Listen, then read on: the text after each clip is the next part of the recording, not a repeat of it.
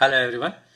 Let us examine the prospects for media and entertainment industry. The Indian media and entertainment industry is a sunrise sector for the economy. It's making high growth of strides. It's proving its resilience to the world. It's in a strong phase of growth backed by consumer demand and advertising revenues. It's driven by digitization and high internet usage. Internet almost became a mainstream media of entertainment, especially mobile internet has become a main market dynamics. Now, Indian media and entertainment sector is expected to grow at a compound annual rate of 14.3 to 2.26 trillion by 2020, while revenues from advertising are expected to grow at 16% to 99,400 crore. From 15 to 20, radio will only grow at a 15.9%, while digital advertising will grow at 33.5%. The largest segment, Indian television industry, is expected to grow at a CAGR of 15%, while print media is expected to grow at 8.6%. India is one of the highest spending and fastest growing advertising markets globally. The country's expenditure on advertising is estimated at 15.5% in 2016 to grow by 11.2% in 2017, based on the T20 Cricket World Cup, Indian Premier League and state elections. The television segment, which continues to hold highest shares of spending, is expected to grow at 12.3% in 2016 and 11% in 2017, led by increased spending by packaged consumer goods brands and e-commerce companies. The FDI allows information technology and broadcasting sector, including print media, stood at about 6.3 billion as per the data released by DIPP. Now, what are the recent developments? Where the money is coming in? Where is it going? Hotstar, a digital streaming platform owned by the Star India, has entered into a partnership with Zapper Media Labs, a media tech company based in Bengaluru, to perform analysis on mobile audience that can be leveraged by brands to create personalized communication. Big Tree Entertainment Private Limited, which owns Book My Show, has acquired 75% stake in TownScript, an online event registration and ticketing platform based in Pune. PE major Warburg Pincus has purchased 14% stake in India's largest multiplex PVR Limited for 820 crore.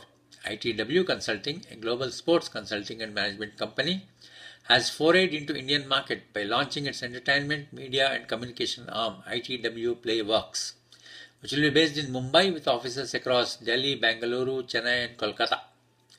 Carnival Cinemas, the third largest cinema multiplex chain in India, has partnered with Odisha government to build 30 entertainment centers or recreation zones over 1 to 1.5 acres of land in Tier 2 and Tier 3 locations of each district. Dekho, an online video streaming platform, raised $1.2 million in a seed round from 7 angel investors, which will be used for scaling its technology, infrastructure and invest in content licensing. Amazon has launched its Prime Video service in India at a competitive annual subscription price of 500 rupees with a 1-month free trial, including a range of Hollywood as well as international movies, TV shows and 9 Indian original shows in its content library. Reliance Capital, part of Anil Ambani Reliance Group, has announced the sale of its radio and TV broadcasting business and Reliance Broadcast Network to Z Group for 1900 crores. The Ministry of Information and Broadcasting has outlined plans to set up a film promotion fund to provide financial assistance to Indian films, which would be selected in any competition section of an international film festival or being India's official nomination to the Academy Awards under a foreign film category for promotional activities. Dentsu Aegis Network Limited, UK-based media and digital marketing communication company, has acquired Perfect Relations Group, an independent public relations firm, enabling the company to further strengthen the overall communication offering in the Indian market.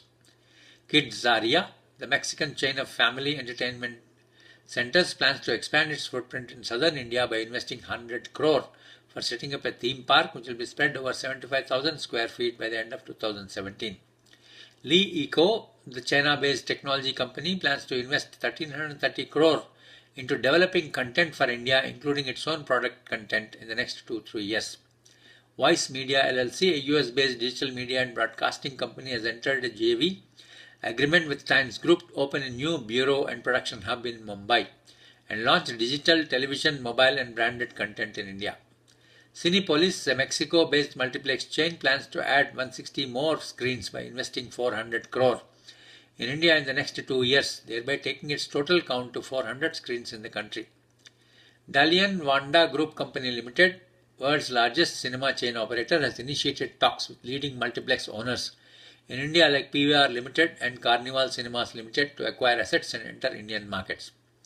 US-based investment firm Tiger Global Management has acquired 25% stake in Viral Fever, an online video content creator, for $10 million. Balaji Telefilms Limited has raised 150 crore through allotment of equity shares on preferential basis to catapult the launch and growth of ALT digital media business to consumer digital content business segment of Balaji Group. The global video streaming service Netflix has entered India as a high-speed internet connectivity is becoming rapidly available to Indians, and nearly one-fifth of the India's 1.3 billion population is now online. Reliance Entertainment, owned by Anil Ambani, and DreamWorks, led by Steven Spielberg, along with Participant Media, led by Jeff Skoll, and Entertainment One E1, have formed a new film, TV, digital content creation company called Amblin Partners, and have raised $500 million in debt to develop and produce films. Scoop Whoop, an Indian digital media and content startup, has raised $4 million from Kallan Capital and plans to use the funds for expansion of its video production unit called Scoop Whoop Talkies. Mobivista International Technology Limited, a global mobile advertising and game publishing company, plans to increase its investment in India by $100 million 15 to 18 with a view to capture the bigger share of becoming an e-commerce and ad tech space. The digital arm of New Delhi Television Limited, namely NDTV Convergence, that owns and operates NDTV Group's digital properties, has signed a deal worth 13 to 15 million with content discovery platform Taboola. Turner International India has announced expansion of its television bouquet for children with the launch of Toonami, a channel dedicated with animated action. This is the American company's third children's channel in India after Cartoon Network and Pogo. Toonami joins an assortment of over 15 channels in the kids genre, which attracts close to 500 crore in advertising. Now, what is the government doing? Government of India has supported media and entertainment industry from outside. It increased the FDI limit to 74% to 100% in cable and DTH satellite platforms, granting industry status to the film industry for easy access to institutional finance. Venkaiah Naidu, Union Minister for Housing. The ministry plans to introduce national communication policy and started a government allocated 100 crore to revive community radio stations across the country. Union Cabinet has approved the Model Shops and Establishment Act aimed at generating employment prospects by allowing cinema halls, restaurants, shops, banks and other such workplaces to remain open round the clock. Great, man. The Ministry of Information and Broadcasting is working towards promoting ease of doing business, which will ensure less regulation and facilitate India to become the hub of media and entertainment industry. The government is planning to set up a National Centre of Excellence for Media, which will provide training to the industry professionals, and has also decided to fund movies, including Bollywood and regional films, for participating in foreign film festivals. The Union Budget 16-17 has proposed basic custom duty exemption on newsprint. The custom duty on wood and chips and particles for manufacture of paper, paperboard, newsprint has been reduced to 0% from 5%. Recently, Indian and Canadian governments have signed an audio-visual co-production deal that would help producers from both countries to explore their technical, creative, artistic, financial and marketing resources for co-production and subsequently lead to exchange of culture and art. The centre has given the go-ahead for licenses to 45 new news and entertainment channels in India.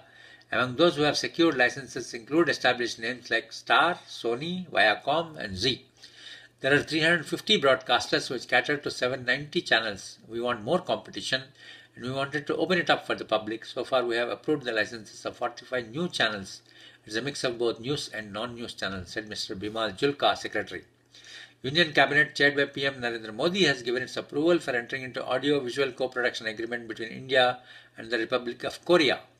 And to complete internal ratification procedure to enable the agreement to come into force, cooperation between the film industries of the two countries will promote export of Indian films but act as a catalyst towards creating awareness about India and its culture. Now, what is there looking forward?